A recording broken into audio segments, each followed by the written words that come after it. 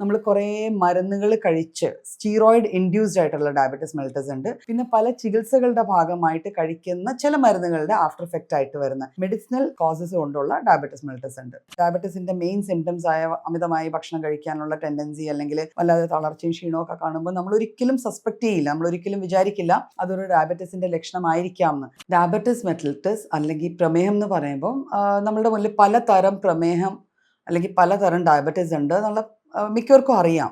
പക്ഷെ ഇത് ഏതൊക്കെയാണ് ഇതിൻ്റെ തരങ്ങൾ, ഏതൊക്കെയാണ് ഇതിൻ്റെ വകഭേദങ്ങൾ, അത് തമ്മിലുള്ള വ്യത്യാസം എന്താണെന്ന് നമുക്ക് ജസ്റ്റ് ഒന്ന് നോക്കാം. അതായത് type 1 diabetes mellitus, type 2 diabetes mellitus and gestational diabetes mellitus. അപ്പോൾ ഇത് മൂന്നെണ്ണം കേൾക്കുമ്പോൾ ഇത് മാത്രമേ ഉള്ളൂ എന്നുള്ളൊരു തോന്നും വരും. അതല്ല, മോസ്റ്റ്ലി കോമൺ ആയിട്ട് കാണപ്പെടുന്ന 3 തരം ഡയബറ്റിസ് ആണ് ഈ പറഞ്ഞത്. ഇത് കൂടാതെ വേറെയുമുണ്ട്, അതായത് MODY എന്ന് പറയും. അത് maturity onset diabetes in young people. അത് ഒരു പുതിയ വേരിയൻ്റ് അല്ല കാണപ്പെടുന്നത്, പക്ഷേ ഈ ഇടയായിട്ട് അങ്ങനെ ഒരു ഡയഗ്നോസ്റ്റിക് ടേം വന്ന ഒരു ഡയബറ്റിസ് മെൽറ്റസ് ആണ്. ഇത് കൂടാതെ ഓട്ടോ ഇമ്മ്യൂൺ ഇൻഡ്യൂസ്ഡ് ആയിട്ടുള്ള ഒരു ഡയബറ്റിസ് മെൽറ്റസ് ഉണ്ട്. നമ്മൾ കുറേ മരുന്നുകൾ കഴിച്ച് സ്റ്റീറോയിഡ് ഇൻഡ്യൂസ്ഡ് ആയിട്ടുള്ള ഡയബറ്റിസ് മെൽറ്റസ് ഉണ്ട്. പിന്നെ പല ചികിത്സകളുടെ ഭാഗമായിട്ട് കഴിക്കുന്ന ചില മരുന്നുകളുടെ ആഫ്റ്റർ എഫക്റ്റ് ആയിട്ട് വരുന്ന മെഡിസിനൽ കോസസ് കൊണ്ടുള്ള ഡയബറ്റിസ് മെൽറ്റസ് ഉണ്ട്.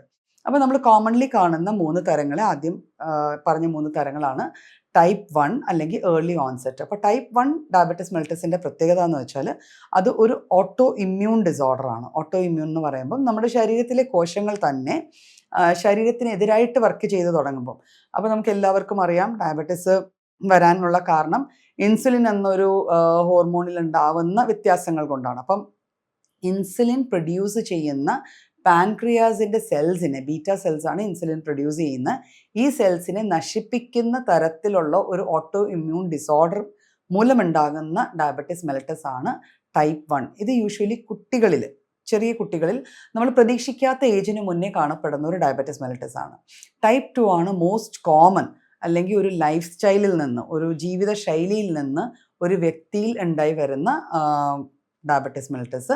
ടൈപ്പ് 2 ഡയബറ്റിസ് മെൽറ്റസ് ആണ് പൊതുവേ നമ്മളുടെ ഭക്ഷണ രീതികൾ അല്ലെങ്കിൽ നമ്മളുടെ വ്യായാമക്കുറവുകൾ, അത്തരത്തിലുള്ള കുറേ ശീലങ്ങൾ കൊണ്ട്, ഒബീസിറ്റി, മോർബിഡ് ഒബീസിറ്റി, അമിതവണ്ണം കൊണ്ട്, ഇത്തരത്തിലുള്ള ചില ജീവിതശൈലി രോഗങ്ങളുടെ കൂടെ വന്നു ചേരുന്നതാണ് ടൈപ്പ് 2 ഡയബറ്റിസ് മെൽറ്റസ്. പിന്നെ ജസ്റ്റേഷണൽ ഡയബറ്റിസ് മെൽറ്റസ്. ജസ്റ്റേഷണൽ ഡയബറ്റിസ് മെൽറ്റസ് അതിൻ്റെ പേരിൽ തന്നെയുണ്ട്. ഒരു സ്ത്രീ ഗർഭാവസ്ഥയിലിരിക്കുമ്പോൾ ഡെവലപ്പ് ചെയ്യുന്ന ഒരു ഡയബറ്റിസ് മെൽറ്റസ് ആണ്. അപ്പം യൂഷ്വലി ഇപ്പോൾ പ്രഗ്നൻസി സ്റ്റാർട്ടിങ്ങിൽ തന്നെ നമ്മൾ മിക്കവരും റുട്ടീനായിട്ട് ഈ ടെസ്റ്റുകൾ ചെയ്യാറുണ്ട്. പക്ഷേ ജസ്റ്റേഷണൽ ഡയബറ്റിസ് മെൽറ്റസ് വിത്ത് പ്രഗ്നൻസി, ഡെലിവറി കഴിയുമ്പോൾ മിക്കവർക്കും അത് റിവേഴ്സ് ചെയ്ത് പോകാറുണ്ട്. പക്ഷെ അവിടെ ശ്രദ്ധിക്കേണ്ട ഒരു കാര്യം, ഭാവിയിൽ ഡയബറ്റിസ് ഡെവലപ്പ് ചെയ്യാനുള്ള ഏറ്റവും കൂടുതൽ ചാൻസ് ഉള്ള ഒരു കൂട്ടരാണ് ജസ്റ്റേഷണൽ ഡയബറ്റിസ് മെൽറ്റസ് വരുന്നവർ. ഇത് കൂടാതെ നേരത്തെ പറഞ്ഞവർ റെയർ ആയിട്ട് കാണപ്പെടുന്ന കുറച്ച് കണ്ടീഷൻസ് ആണ്. ഇത്തരത്തിൽ നമുക്ക് ഡയബറ്റിസ് മെൽറ്റസിനെ കാറ്റഗറൈസ് ചെയ്യാം. അപ്പോൾ അതുകൊണ്ട് തന്നെ നമ്മൾ പലതരം ഡയബറ്റിസ് മെൽറ്റസ് കണ്ടതുകൊണ്ട് നമുക്ക് മനസ്സിലാക്കാൻ പറ്റും ഇത് പല ഏജ് ഗ്രൂപ്പിലും വരാം.